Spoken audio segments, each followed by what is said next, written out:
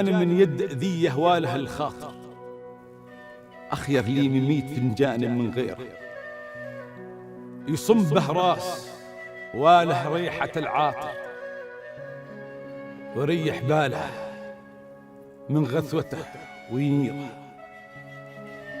يفداك من صبة الفنجان يا الشاعر، القلب والروح لك بالحق والخير، يا الشهم يا الفارس اللي لا بدا عاكر، في الأول باتشب الحرب ومنكيره. أنا أسعد رجل بهالدنيا، وأتحمد الله على هذه النعمة.